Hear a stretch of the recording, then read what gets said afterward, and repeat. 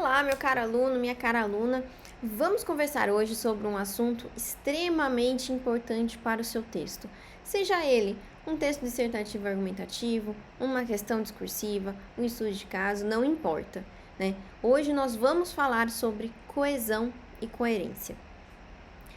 Muitos desses assuntos que a gente vai ver hoje, vocês vão ver que vocês precisam de algum conhecimento de língua portuguesa. E é justamente essa a maior dificuldade da coesão e da coerência, né? Porque a gente junta no mesmo saco, digamos assim, e a gente coloca tudo junto, todos os conhecimentos que a gente tem de língua portuguesa, tá? Então, por isso, muitos de vocês acham que é um assunto difícil, que às vezes nem conseguem compreender exatamente qual é o ponto de questão de se pedir coesão e coerência, o que é cada um deles. Então, meu trabalho aqui hoje é apresentar esses conceitos para vocês e apresentar os mecanismos mais conhecidos em relação à coesão e coerência e aqueles mecanismos mais utilizados nos textos, que você a partir de agora vai usar de forma correta, tá bom? Então, vem comigo para coesão e coerência. Então, pessoal, olha só. O texto, né? O texto, ele é uma junção de coesão e de coerência. A coesão, pessoal, pensem em coesão, tá? Como ligação, tá? Então, pensem aqui como se fosse uma ligação, né? Imagina aqui, ó, eu tenho um quadradinho. Nossa, que quadradinho pequeno, né? Mas, para ele se ligar entre todas as pontas, eu preciso de junções. Essas junções aqui, que são os elementos coesivos. Então, tá vendo aqui, ó, essa junçãozinha aqui são os elementos coesivos, tá bom? Da mesma forma que eu preciso de coerência. Quando eu falo em coerência, eu me refiro a raciocínio lógico, tá? Então, por exemplo, quando eu falo que um texto é coerente, ele tem uma linha de raciocínio, ele tem um raciocínio aí que segue uma lógica, tá? Então, para que eu tenha um texto perfeito ou dentro dos padrões, eu tenho que ter um texto que se ligue, então as informações se juntam, mas eu também tenho que ter um texto que tem uma sequência lógica dentro do pensamento. Eu preciso entender começo, meio e fim dele, tá bom? Pensando nisso, tá? A gente vai falar sobre a coerência.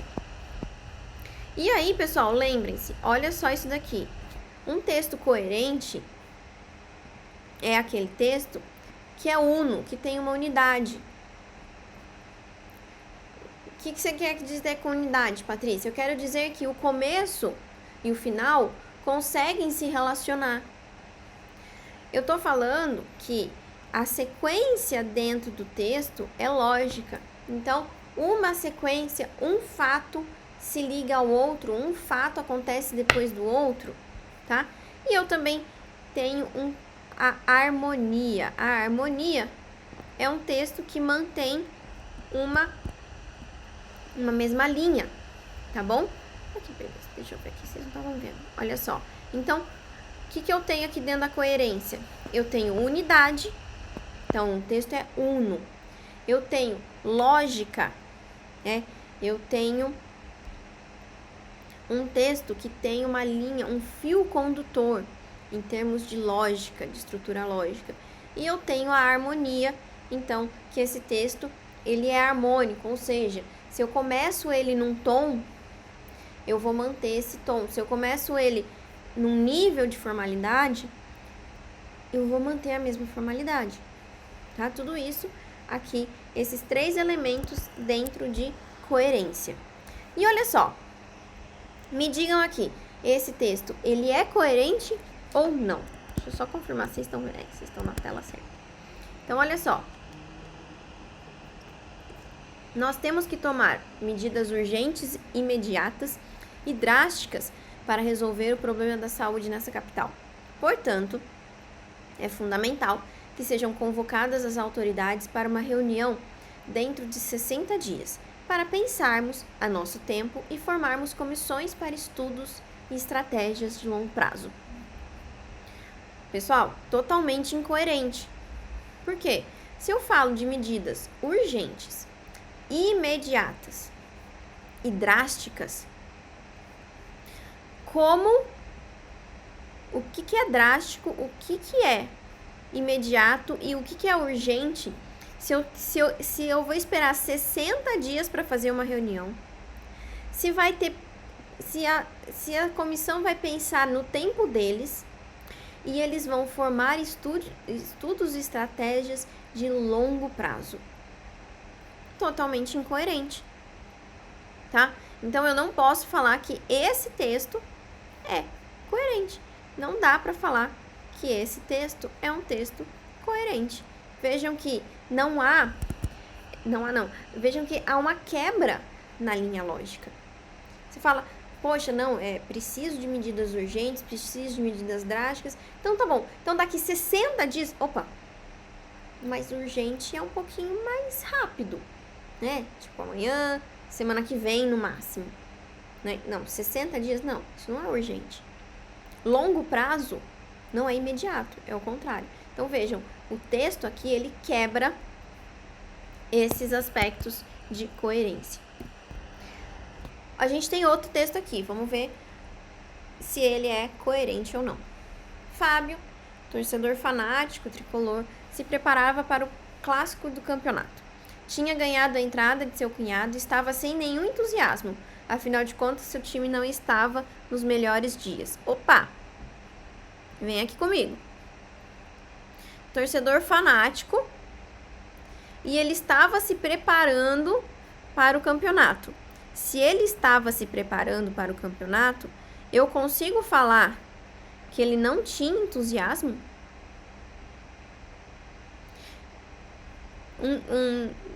Um torcedor fanático vai falar que o time não está nos melhores dias? Aqui eu já tenho o começo aqui das minhas incoerências. Vamos ver o segundo parágrafo. E não é que seu time não decepcionou? 3-0 para o time adversário. Olha aqui, pessoal. Não o decepcionou. Como assim? 3-0 para o time adversário. Não foi o time dele que ganhou. Já na saída do estádio, quase arrumou confusão com um cara que teve a ousadia de soltar todo o seu repertório de xingamentos contra seu time. Como assim? Ele tinha coragem de bater de frente com os jogadores. Esta tem sido a melhor temporada tricolor da década. Melhor temporada. E aqui eu falei que o time não estava nos melhores dias. Então, aqui a gente tem um texto totalmente incoerente, com trechos que não casam, né? A gente não consegue manter uma linha lógica de pensamento nesse texto. É claro que, né? Deixa eu só voltar aqui.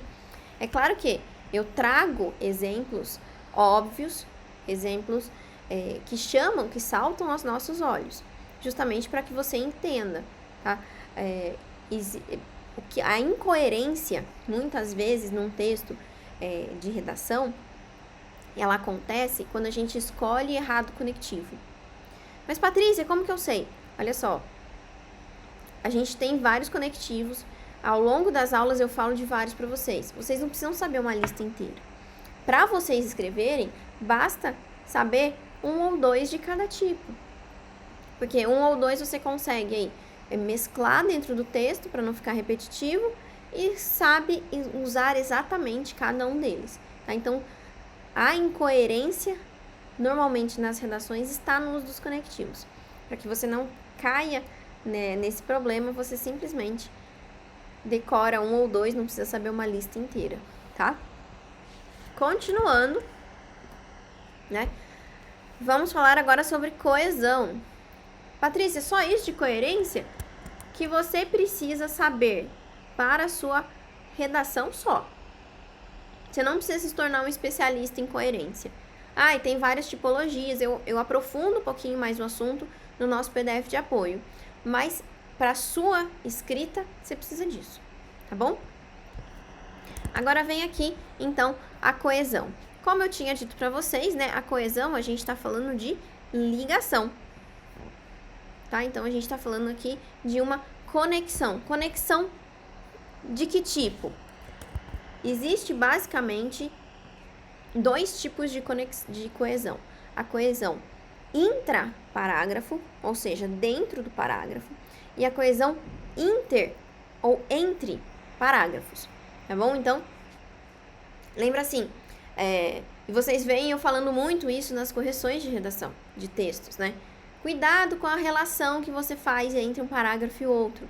Como que eu faço? A forma mais direta de você fazer isso é com conectivos. Existem outros, a gente vai ver ali outras formas, mas lembra que quando eu falo assim de conexão, de relação, eu estou falando indiretamente de coesão, tá? Então, coesão é conexão. E basicamente a gente vai começar com os dois casos mais clássicos que a gente tem aqui de coesão: a coesão anafórica e a catafórica. Pessoal, coesão anafórica é o quê? Se relaciona ao termo anterior, ou seja, é a retomada de um termo ou de uma ideia dentro de um texto, tá? Então, aquele termo, se ele é um termo anterior, ele já foi citado, é um termo que já apareceu dentro do texto. Então, eu chamo de uma coesão anafórica. Quer um exemplo?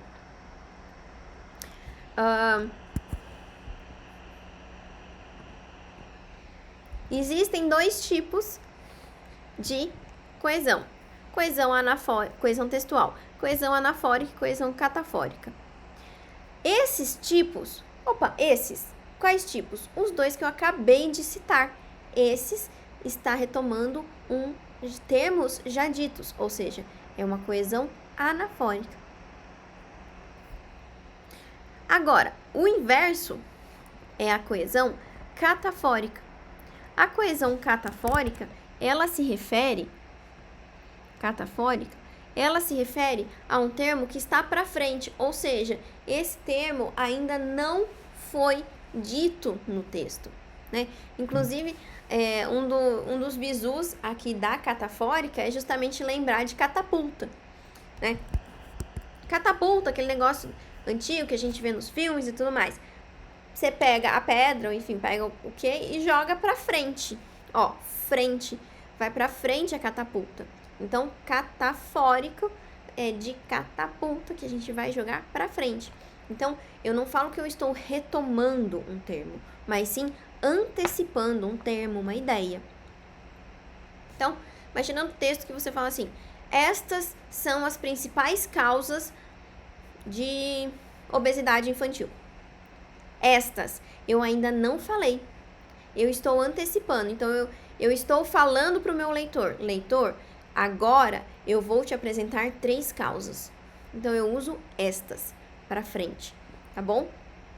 É claro que percebam, a retomada ou a antecipação, ela é feita por determinados elementos. E são esses elementos que a gente vai ver agora. Então, olha só. Estudo todo dia. Isso faz a diferença. Pessoal, o isso está retomando o quê? Está retomando essa ideia toda aqui, ó, de estudar todo dia. Tá? Que mais? Olha só. Bento e Caio, apesar de serem gêmeos, são muito diferentes. Por exemplo, este é calmo e aquele é explosivo. Pessoal, eu já adianto aqui para vocês que este é o termo mais próximo. Aquele é o termo mais longe. Mas tomem cuidado. Eu estou usando este e aquele, mas eu tenho 2 elementos. Eu já tenho 2 elementos que eu tenho que fazer menção, tá? Quando eu tenho um elemento só, quando eu tenho uma ideia só, você vai usar o esse. A gente já vai ver, tá bom? Mas cuidado, este ou aquele. Este ou aquele retomam 2 elementos anteriores. O elemento... Opa, coloquei errado aqui. O elemento que está mais próximo... Deixa eu apagar aqui para vocês, peraí. O elemento que está mais próximo é o este. Mais próximo do quê? Mais próximo do pronome. Quem que está mais próximo do pronome? O Caio ou o Bento? O Caio está mais próximo. Aquele é o último lá atrás. Tá bom? Agora, olha só.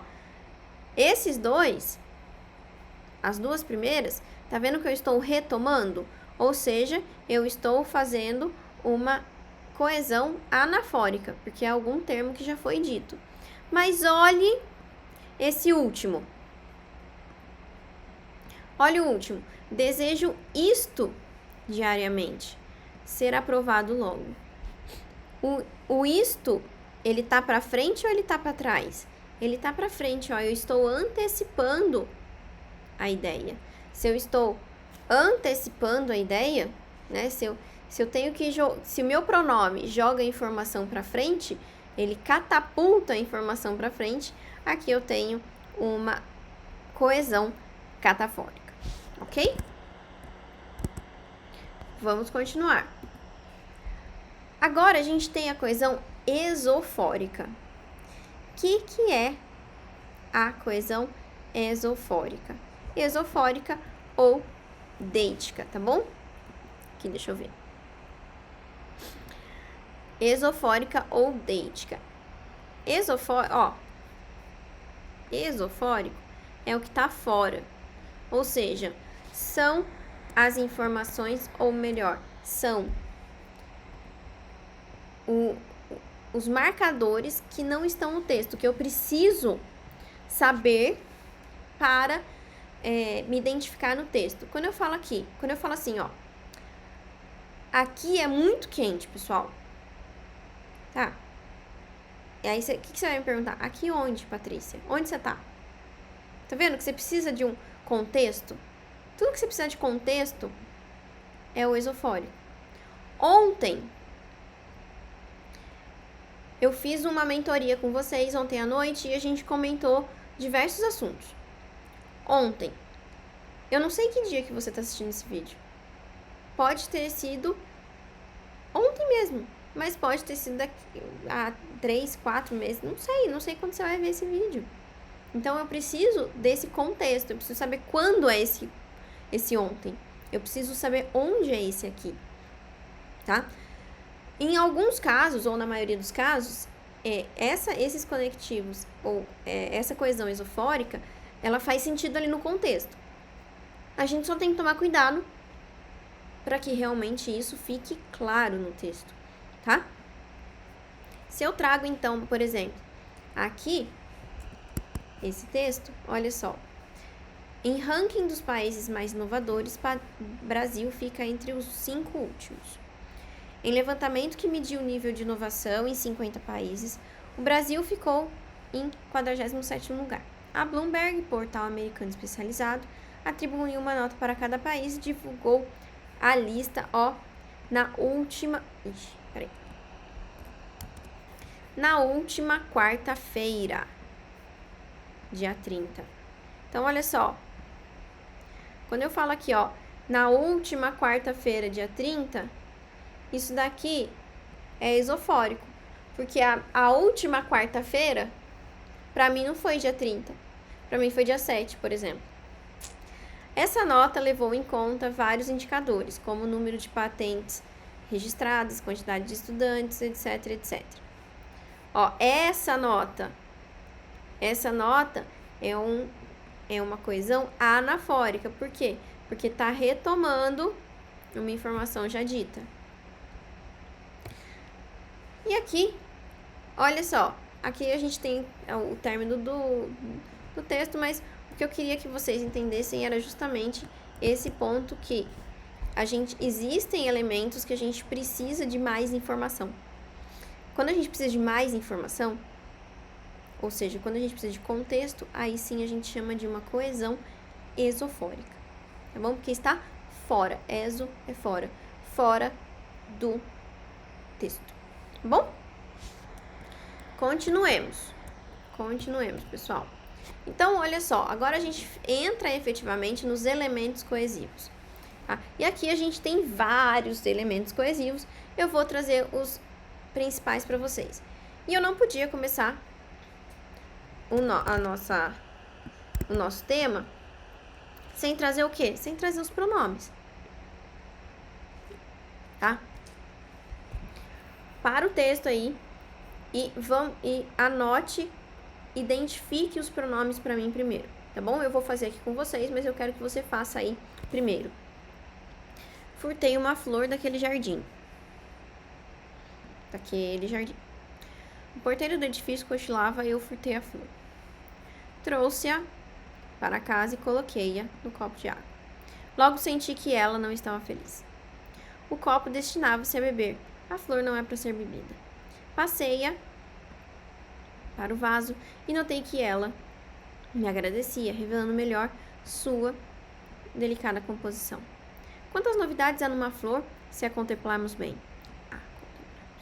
Sendo autor do furto, eu assumiria a obrigação de conservar. Olha só, tenho aqui, então, vários pronomes, tá? Aqui eu vou colocar, ó, aqui eu tenho um pronome demonstrativo. Aqui eu tenho um pronome oblíquo, do caso reto. Pronome oblíquo, pronome pessoal. Mas vejam, todos os femininos desse texto convergem para flor. E aqui eu tenho um pronome possessivo.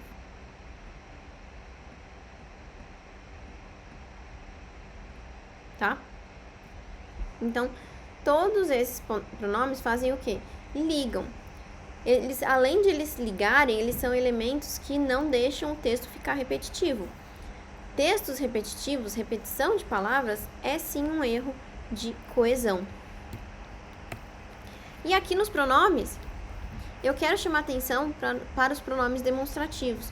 Olha só, daquele jardim, aqui eu tenho um elemento que? Eu tenho um elemento que está longe de mim, aquele. Só que, qual que é o maior problema quando a gente fala de pronome demonstrativo para vocês? A gente tenta decorar um tipo de regra para colocar em tudo. Só que os pronomes demonstrativos, eles têm uma regra para cada uso. Então, o uso dentro do texto é diferente do uso de deslocamento espacial, por exemplo. É diferente de uso de tempo verbal, de passado, tá? Então, olha só. Eu trouxe aqui as tabelinhas separadas para vocês entenderem que não basta decorar um, você tem que entender para que é aquele uso. Então, olha só. Quando a função deles é temporal, então, se referindo a presente, passado, recente, futuro próximo, passado, futuro distante, a gente tem essa organização aqui, ó. Então, ó, temporal. O presente, eu vou usar este ano, o ano presente, o ano corrente. Se for um passado recente, um futuro próximo, esse, essa.